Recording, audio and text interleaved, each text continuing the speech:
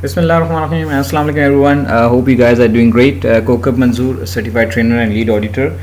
आपकी खिदमत में हाजिर है जी.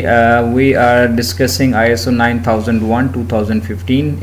इसका पिछला लेक्चर आप लोगों ने देख लिया होगा. अगर नहीं देखा तो उसका डिस्क्रिप्शन में लिंक मौजूद है जिसमें हमने थोड़ा सा इंट्रोडक्शन के ऊपर बात की थी.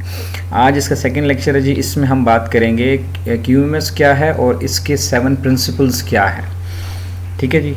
तो ये जो इसकी जान है, दो ही चीज़ें ISO 9000 के बड़ी इंपॉर्टेंट है. एक इसके प्रिंसिपल्स हैं और एक इसके क्लॉजेस हैं. ठीक है. तो हम अभी इस वीडियो में प्रिंसिपल्स को डिस्कस करेंगे.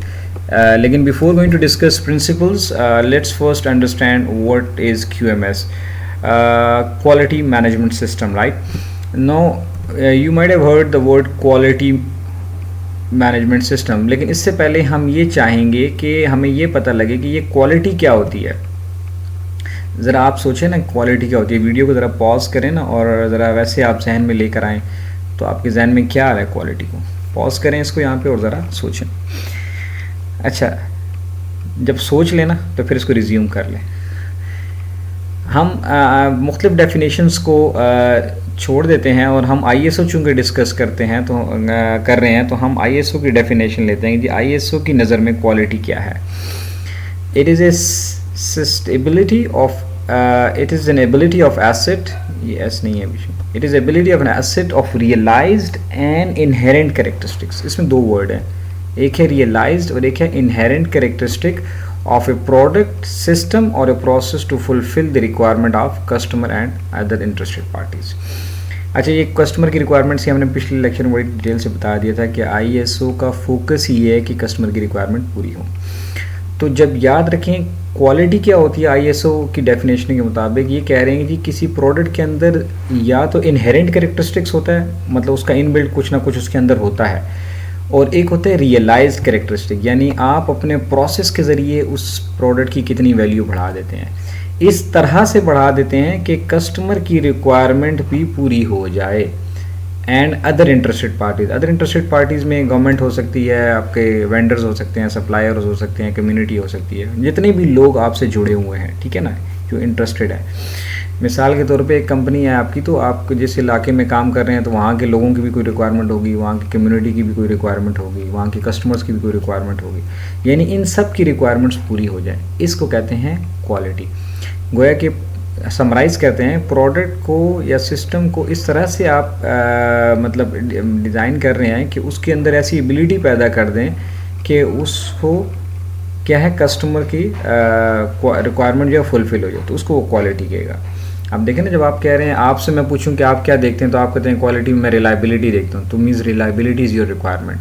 आप कहते हैं मैं डिज़ाइन देखता हूँ प्रोडक्ट के अंदर, या आप ये कह रहे हैं कि जी मैं स्टफ़ देखता हूँ, कपड़ा ख़रीद रहा हूँ तो मैं उसका स्टफ़ देखता हूँ कि यार कैसा है, या कलर देखता हूँ. तो these are all your requirements, right. So जब ये रिक्वायरमेंट्स फुलफ़िल हो जाएंगी तो वो कहते हैं जी ये क्वालिटी है. What is management system? Obvious simple सी बात है कि ऑर्गेनाइजेशन जो कुछ करती है अपने इस प्रोसेस को करने के लिए, उसको मैनेजमेंट कहते हैं. What organisation does to manage its processes activities in order to produce that product. ठीक है, ताकि वो इस तरह से प्रोड्यूस करें प्रोडक्ट को कि कस्टमर रिक्वायरमेंट और ऑर्गेनाइजेशन ऑब्जेक्टिव भी पूरे हो जाएं. तो फिर क्वालिटी मैनेजमेंट सिस्टम, आप तीनों लफ्ज़ों को जोड़ के देखते हैं. Quality management system is refer to the organisation structure for managing its processes और एक्टिविटीज़, यानी ये वो निज़ाम है जिसमें वो क्या करते हैं जी, अपने प्रोसेसेस या एक्टिविटीज़ को स्ट्रक्चर करते हैं. किस that transform input of the resources into a product और services which meet the cust organisation objectives.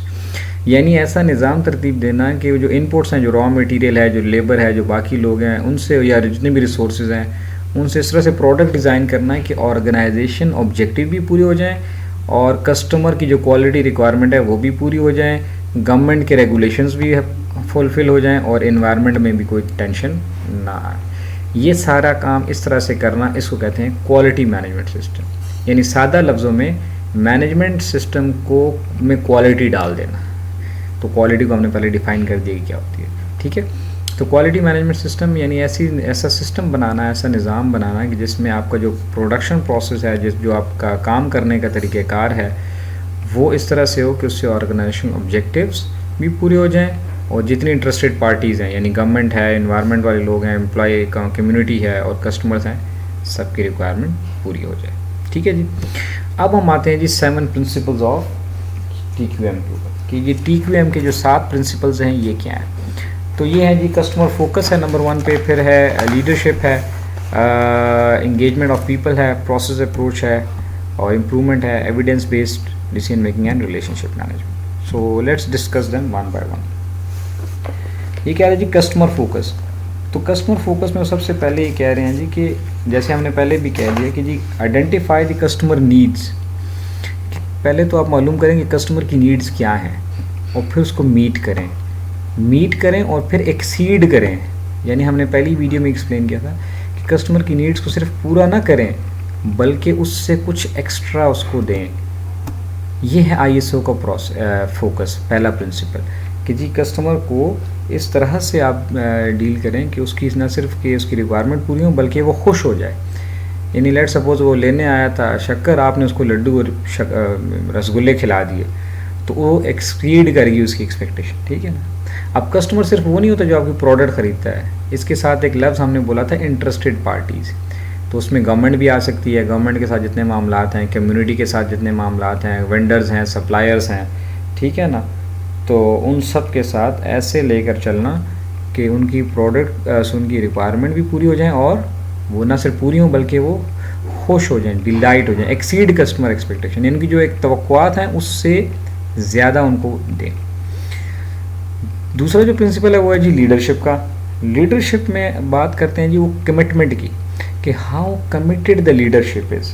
ठीक है, उसकी कितनी कमिटमेंट है और कितनी अकाउंटेबिलिटी है, वो खुद पे चीज़ें इम्प्लीमेंट करता है कि नहीं करता है। लीडरशिप ये नहीं होता कि लोगों से काम करवाना, वो तो डायरेक्शन तो एक उसका पार्ट है। ठीक है ना, वो तो सिर्फ फिर मैनेजमेंट हो जाएगी। वो कहते हैं जी क्या लीडर ऐसा है जो खुद भी कमिटेड है, जो अपने एम्प्लॉय को कोई मकसद देता है काम करने के लिए, सिर्फ काम नहीं देता, काम का मकसद भी है। ठीक है ना, कि यार ये चीज़ जो है ये हमारा ऑब्जेक्टिव है, हम लोगों को एजुकेशन देना चाह रहे हैं। तो भाई ठीक है, पैसे तो कमा रहे हैं लेकिन एजुकेशन दे के हम लोगों की ज़िंदगियाँ बदलना चाहते हैं। तो अब हर एम्प्लॉय के जहन में ये बात है कि जी हम लोगों की ज़िंदगियाँ बदल रहे हैं। ठीक है, तो लीडरशिप की अपनी कमिटमेंट होनी चाहिए। और सबसे इम्पॉर्टेंट बात ये कि वो खुद पे इम्प्लीमेंट भी करता है कि सिर्फ इंस्ट्रक्शंस ही देता है। तो डायरेक्शंस तो हैं लेकिन इम्प्लीमेंटेशन भी है। और इंगेज करता है। इंगेज का मतलब ये नहीं है कि उनको काम पे लगाता है, इंगेज का मतलब ये है कि उनको इन्वॉल्व करता है अपने साथ। ठीक है ना, तो ये बड़ा इम्पोर्टेंट है। ठीक है जी। नेक्स्ट है जी engagement of the people. Engagement of the people में एक कॉन्सेप्ट आजकल बड़ा इन है मैनेजमेंट साइंसेस के अंदर, उससे कहते हैं CB OCB और OCB। इसका मतलब है इससे बनता है ऑर्गेनाइजेशनल सिटीजनशिप बिहेवियर। यानी ऑर्गेनाइजेशन के अंदर काम करने वाले लोग इस तरह से काम करें कि वो उसको ओन करें अपनी ऑर्गेनाइजेशन को। जैसे आप कहते हैं ना ये मेरा मुल्क है, तो बेशक आपका एक मरला भी, एक 10 स्क्वायर फुट भी आपकी अपनी जगह ना हो, लेकिन आप भी कहते हैं ये मेरा मुल्क। This is called ownership. You are the शहरी, you are the citizenship, you are the citizen of it. तो आप जो लीडर था उसने वहाँ पे लोगों की रिकग्निशन होनी चाहिए। जब आप किसी के काम को रिकग्नाइज़ करेंगे तो वो ओन करेगा उसको। उनको एम्पावर करें, उनकी इन्हेंसमेंट ऑफ स्किल्स करें, यानी उनको ट्रेनिंग दें डिफरेंट किस्म की। ठीक है ना, तो उनको इन्वॉल्व करें एंड नॉलेज, यानी ना सिर्फ ये कि उनको रिकग्नाइज़ करेंगे उनके एफर्ट को, उनको एम्पावर करें, उनको टूल्स दें, रिसोर्सेज दें, उनको अथॉरिटी दें। ठीक है ना, डेलीगेशन ऑफ पावर होनी चाहिए एंड इन्हेंसमेंट ऑफ स्किल्स, और उनकी स्किल्स बढ़ाने के लिए मुसलसल वहाँ पे काम होना चाहिए। तो ISO कहता है कि ये चीज़ें ऑर्गेनाइजेशन के अंदर अगर हैं तो हम कहेंगे जी हाँ ये चीज़ें फिर ठीक है। ठीक है ना, तो एम्प्लॉयज़ की रिकग्निशन है, एम्पावरमेंट है, इन्हांसमेंट ऑफ स्किल्स है एंड नॉलेज है। The fourth one, which is the most important one, is called as process approach. Process approach सारी मोस्ट है इम्पॉर्टेंट है, लेकिन बहरहाल इसका फोकस जो है ना प्रोसेस अप्रोच पे भी होता है। तो ये कह रहा है कि जी प्रोसेस होना चाहिए, understanding process to optimise the performance. अब प्रोसेस क्या होता है, देखें इनपुट होती है, ठीक है, फिर वो बदल जाती है आगे आउटपुट में। ठीक है, और आउटपुट प्रोसेस होता है और प्रोसेस से आउटपुट आती है। तो ये दरमियान में आता है, यानी पहले आ गई इनपुट यानी रिसोर्सेज जिसमें आपका रॉ मटेरियल, लेबर वगैरह, फिर आता है प्रोसेस यानी आप कुछ करते हैं, कुछ अमल करते हैं, वो अमल जो है ना वो सारा स्ट्रीमलाइन होना चाहिए। ऐसा होना चाहिए कि परफॉर्मेंस को ऑप्टिमाइज़ करे। ऑप्टिमाइज़ का मतलब है best possibly utilisation of resources, इसे कहते हैं ऑप्टिमल, ठीक है ना। तो हर बंदे का जो पूरा पोटेंशियल है वो दे रहा है, हर मशीन जो है पूरा पोटेंशियल दे रही है, कहीं मिनी वेस्टेजेस नहीं है, एफिशिएंसी है, इफेक्टिवनेस है, ठीक है ना।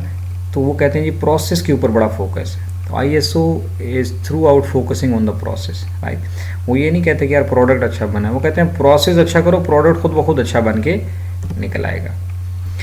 नेक्स्ट इज जी improvements. Again it's very important कि वो कहते हैं जी इम्प्रूवमेंट, इसके लिए वो यूज़ करते हैं कंटिन्यूअल इम्प्रूवमेंट, यानी मुसलसल इम्प्रूव करें। ये जैपनीज़ का एक कॉन्सेप्ट है काइजन के नाम से, आपने शायद सुना होगा, KAIZEN, KAIZEN, kaizen, continuous improvement, ठीक है ना। तो वो कहते हैं to maintain the current performance and to create the new opportunities, यानी आप मुसलसल इम्प्रूवमेंट करते रहें और यानी हर रोज़ अपने सिस्टम को इम्प्रूव करें, हर दिन, हर लम्हा, हर घड़ी, हर हफ्ते, हर महीने, हर साल, ताकि आप बेहतर से बेहतर प्रोडक्ट्स को लेकर आएँ। आप देखें ना, इस प्रिंसिपल को खुद ISO भी इम्प्लीमेंट करता है। जैसे मैंने पिछली वीडियो में बताया था कि ISO का पहले देखें 87 में आया स्टैंडर्ड QMS का, फिर 1994 में आया, फिर 2000 में आया, फिर 2008 में आया। देखिए ये खुद अपने स्टैंडर्ड्स को भी इम्प्रूव कर रहे हैं बदलते हुए हालात के तकाज़ों के मुताबिक, ठीक है। तो ये कहते हैं जी जिस ऑर्गेनाइजेशन के अंदर इम्प्रूवमेंट का कॉन्सेप्ट नहीं ना, वो कहते हैं जी बस हम जो बना रहे हैं ठीक है जी, बस डन हो गया, हम इससे आगे नहीं चलेंगे, बस हम बहुत अच्छा प्रोडक्ट बना रहे हैं। तो भाई कंपनियां सर्वाइव नहीं करती।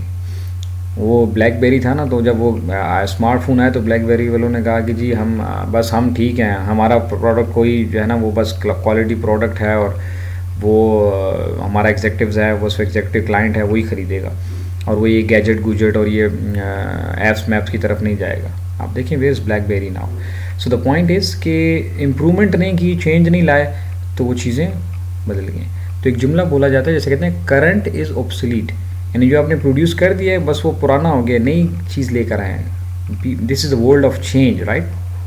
तो ये प्रिंसिपल है QMS का, ISO 9001 का, क्यों कहते हैं जी कंपनियों को कंटिन्यूसली इम्प्रूवमेंट पे फोकस करना चाहिए। तो कंटिन्यूअल इम्प्रूवमेंट का एक कॉन्सेप्ट है।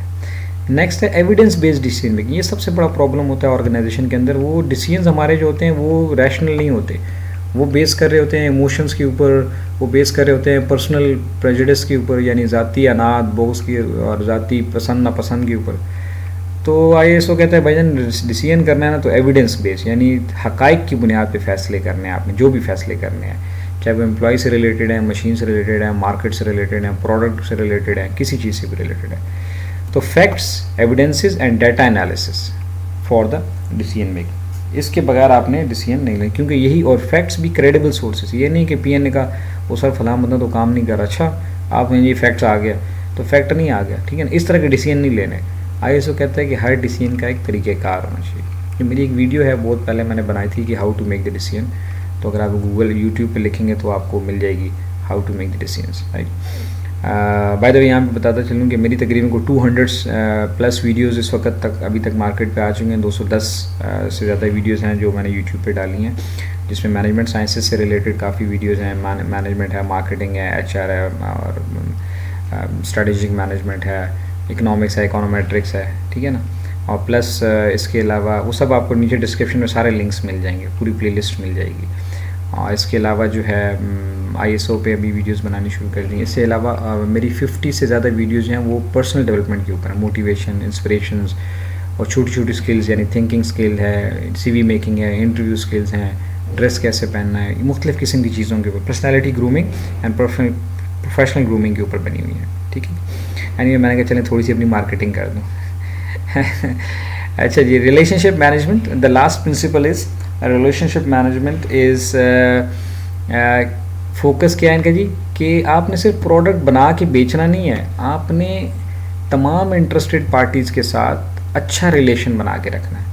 अब इंटरेस्टेड पार्टी मैंने पहले बता दिया था, एक कस्टमर होता है, एक गवर्नमेंट हो सकती है, एम्प्लॉई हो सकते हैं, वेंडर्स हो सकते हैं, सप्लायर हो सकते हैं, ठीक है, जित कम्युनिटी हो सकती है। इन सब के साथ आपने फोकस करना है रिलेशनशिप के ऊपर। वो बाकायदा तो यूनिवर्सिटीज़ में एक सब्जेक्ट पढ़ाया जाता है CRM, कस्टमर रिलेशनशिप मैनेजमेंट, तो उसमें सिर्फ वो कस्टमर के रिलेशनशिप के ऊपर फोकस करते हैं।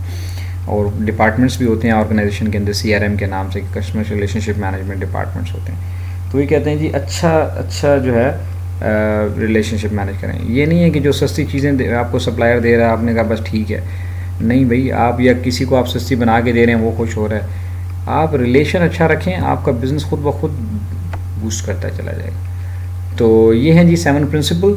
और इसके हवाले से कोई क्वेश्चन हो, कोई क्वेरी हो तो आप मुझसे पूछ सकते हैं, बात कर सकते हैं। इंशाल्लाह होपफुली आपको वीडियो अच्छी लगी होगी, फ़ायदा हुआ आपको तो दोस्तों के साथ ज़रूर शेयर करें। अगली वीडियो में हम ये एक्सप्लेन करेंगे जी 9001 2008 में क्या था और 2015 में क्या चेंजेस आए, ये कंपैरिजन इंशाल्लाह मैं आपको अगली वीडियो में बताऊंगा। Take care and thank you very much.